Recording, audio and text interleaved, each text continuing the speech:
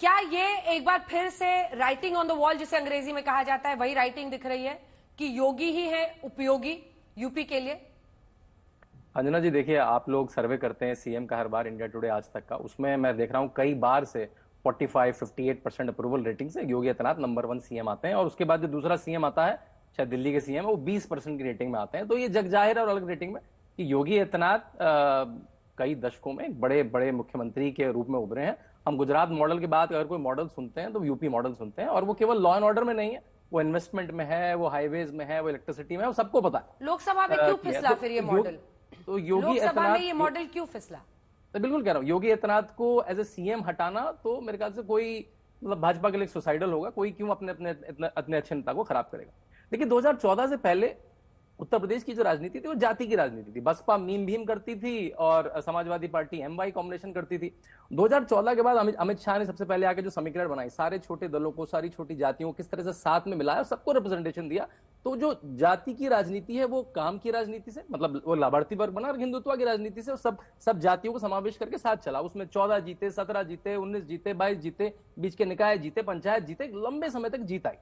हाँ, जैसे जैसे योगी आदित्यनाथ ने कहा, शायद इससे एक आत्मविश्वास, अति आत्मविश्वास आ गया कि भाई यहाँ तो मोदी की ब्रांड है, यहाँ तो योगी की ब्रांड है, यहाँ तो हमने अयोध्या का मंदिर बनाया, यहाँ तो हमने इतना सारा काम किया, यहाँ तो काशी विश्वनाथ का मंदिर हमने बड़ा बनाया। इतने काम के बाद शायद हमें जमीन पे काम करने की जरूरत नहीं है। जैसे मैंने कई जिलों में सुना कि भाजपा का कैडर माना जाता है कि पर्चियां ही नहीं बटी। तो मेरे ख्याल से जो संगठन स्लैक हो गया और जो इनका झूठ चल गया कि संविधान चला जाएगा, अमित शाह का झूठा वीडियो, खटाखट पैसे मिलेंगे, उसको ये काउंटर नहीं कर पाए। तो वही मेरे ख्याल से जो अति आत्मविश्वास भाजपा का आ गया। और जो जाति की राजनीति, जब मैं अयोध्या खुद गया तो मैंने जब वो नारा सुना, मुझे खुद भी दंग हुआ कि भाई ना अयोध्या ना काशी, जीतेगा अवधेश पासी। तो जब जो काम की राजनीति जाति पे खिसकी, वो मेरे ख्याल से भाजपा उसे भनक नहीं पाई। ऐसा नहीं, भाजपा का वोट, भाजपा आज भी 42%, 42% वोट शेयर की पार्टी, ऐसा नहीं वो 25-30% पे आ गई।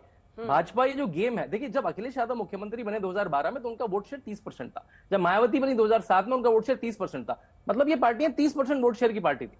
भाजपा इस गेम को 40, 45, 50% के आसपास ले चुकी है। अभी भी उसने वोट परसेंट में 42% रखा है। हाँ, उन्होंने 6-7% वोट खोया। मेरे ख्याल से अगर ये आत्मचिंतन करें ठीक से, मेरे ख्याल से उसको बड़े आराम से वापस ला पाएंगे। उनके पास जब इतने सारे कद्दावर जी, अब इस पर आपका जवाब। ये अगर वाकई आरक्षण के मुद्दे पर, संविधान के मुद्दे पर आप लोग कहते हैं ये भ्रमित करते रहे, लोग भ्रमित हो गए, तो आप लोग क्या कर रहे थे और आपके पास काउंटर क्या है इसके लिए, 27 के लिए, 29 के लिए?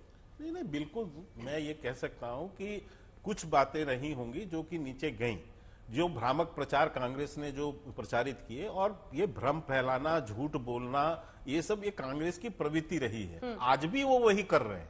अभी भी सदन में राहुल गांधी वही कर रहे हैं। वो एलओपी भी हो गए हैं, लेकिन उनको आज भी अपनी जिम्मेदारी समझ में नहीं आ रही। और उन्होंने वहां जो झूठ बोला, उनके सामने ही उनके झूठ का पर्दाफाश उसी सदन में उसी समय हुआ। लेकिन इसके बावजूद भी झूठ बोलना ये एक इनकी आदत सी बन गई है। वैसे राहुल गांधी सुप्रीम कोर्ट द्वारा अधिकृत रूप से झूठ बोलने के लिए माफी मांगने वाले व्यक्ति हैं। माफी मांगकर वो सुप्रीम कोर्ट के आदेश पर माफी मांग चुके हैं अपने झूठ के लिए। तो ये इनकी प्रवृत्ति है। लेकिन भ्रम ज्यादा देर टिकता नहीं, अंजना जी। और सच्चाई ये है कि जनता इस चीज को समझती भी है। और देखिए, इसीलिए मैं बार बार एक उदाहरण आपको दे रहा हूं कि देखिए, इतने बड़े देश के चुनाव के अंदर में भ्रम तो इन्होंने कई जगह फैलाए हैं, लेकिन कहीं पर कुछ असर है, कहीं कुछ असर नहीं हुआ, और कई जगह पर मुद्दे बदले हैं। ठीक है, तो ये मैं इसलिए राहुल गांधी कर रहे हैं, लेकिन मैं वापस लाती हूँ आपको यूपी के सवाल पर। और यूपी में आपका मुकाबला समाजवादी पार्टी से है, अखिलेश यादव से है। और आप बार बार कहते हैं जाति जाति ये लोग करते हैं, तो जाति के पास, आपके पास काट क्या है? क्योंकि हिंदुत्व वाला जो आपका एक चल रहा था, वो तो ऐसा लगता है कि इस बार पूरी तरह से फिसल गया है। फैजाबाद की सीट जिसमें अयोध्या है, आप हारे हैं साहब। नहीं, देखिए, ये जाति कार्ड, ये हिंदुत्व कार्ड, मैं इन सब चीजों से मैं समझता हूं कि ये सब चीजें उतनी प्रमुखता नहीं रखती हैं जितना कि आप किस ढंग से जनता के बीच अपने कामों को लेकर जाते हैं और उसके प्रति जो है अपना जो है उनका जो है जनादेश हमको मिलता है। हाँ। मैं ये कह सकता हूं, ठीक है, कुछ समय के लिए जाति कार्ड वगैरह के कारण से थोड़ा भ्रमित किया जा सकता है लोगों को, और ये ऐसा पहले होता भी रहा है, जैसे शांतनु जी ने बताया। लेकिन 2014 में जिस ढंग की स्थिति बनी, 2019 में जिस ढंग की स्थिति बनी, माननीय प्रधानमंत्री जी के नेतृत्व में जातिवाद, तुष्टीकरण, परिवारवाद, वंशवाद, इन सब की राजनीति से ऊपर उठकर जनता जो है आगे आई और उसने वोट दिया और उसने विकासवाद को आगे बढ़ाया। पूरे देश में यदि आप चुनाव में देखें तो यह स्पष्ट है कि एक बार पुनः से विकास बात पर प्रधानमंत्री नरेंद्र मोदी जी के नेतृत्व पर एक बार पुनः से जो है देश की जनता ने अपनी मुहर लगाई है, क्योंकि हम अलायंस के साथ में अपने जनता के बीच गए थे। लेकिन मुझे आश्चर्य हुआ, अभय जी अभी बता रहे थे कि जो राहुल गांधी का वहां पर व्यापक प्रभाव इनका उत्तर प्रदेश में देखने को मिला, तो वहां तो मुझे यही दिखा कि 1 सीट से 7 सीट हो गए।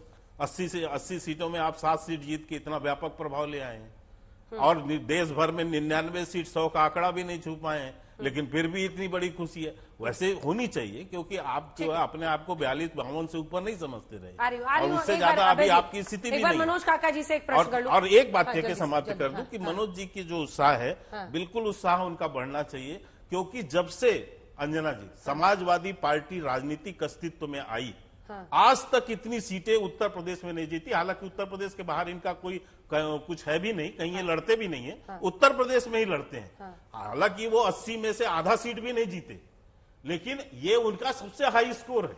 बट इस वजह से आप बहुमत से पीछे रह गए।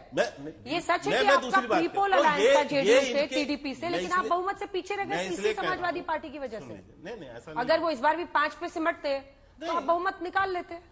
मैं ऐसा नहीं कह सकता कि इनके कारण से बहुमत से पीछे गए, लेकिन मैं इसलिए इनको स्थिति बताना चाहता हूं कि ठीक है, आपको सीटें मिली है वहां पर, लेकिन इतनी भी नहीं मिली है कि चने के झाड़ में चढ़ जाइए। ठीक है, वो कह रहे हैं आप लोग चने के झाड़ में मनोज जी बार-बार चढ़ रहे हैं। उत्तर प्रदेश में 70 सीट जीत चुके हैं इसी पर। आप वहां तक का आंकड़ा क्या, आप तो 40 भी कभी क्रॉस नहीं किए हैं इस उत्तर प्रदेश में। ठीक है, थोड़ा सा भी कोई 3-4 पीढ़ियां खप गई हैं। प्रभु एक सेकंड, स्टूडियो में बैठे इसका फायदा उठाए जा रहे हैं। इसका मतलब ये नहीं है कि आप लोग एकदम, ये आप देखिए ना, पिछली बार भी जब 2017 में आप 312 पर बीजेपी थी, ये पिछली बार फिसली और 255 पर रह गई 2022 में, लेकिन आपकी सीटें बढ़ी, लेकिन सत्ता नहीं मिली। ऐसा ही इस बार भी रहा है, जनता आपको थोड़ा थोड़ा दे देती है बीच बीच में जब इनसे नाराज होती है, लेकिन आपको सत्ता में बिठाने के लायक नहीं समझ रही है। मिस्टर काका, इसका क्या अर्थ है, इसमें क्या लेसन है? क्या आप इस पर खुलकर बताने को तैयार हैं कि आपको अपने अंदर क्या कमी दिख रही है? देखिए, सत्ता हमको मिली नहीं मिली, हमको जनता का जन सरोकार जरूर मिला। कम से कम जो 400 पार का नारा गला फाड़ के जो लोग लगाते थे, जो लोग कहते थे कि डबल इंजन की सरकार है, अब वो 240 पर है। अब उनके डबल इंजन में एक तरफ नीतीश कुमार हैं और एक तरफ चंद्रबाबू नायडू हैं, जो रोज इंजन को खींच रहे हैं। और कितना साथी ने कहा कि बहुत डेवलपमेंट हुआ। नरेंद्र मोदी जी का डेवलपमेंट कौन दुनिया में नहीं जानता कि जिस मुल्क के कंधे पर 55 लाख करोड़ का कर्जा था, अब वो उन्होंने 205 लाख 210 लाख करोड़ रुपया बढ़ा दिया। ये मुल्क 45 साल के भयंकर बेरोजगारी से गिर रहा है। जो नरेंद्र मोदी कहते थे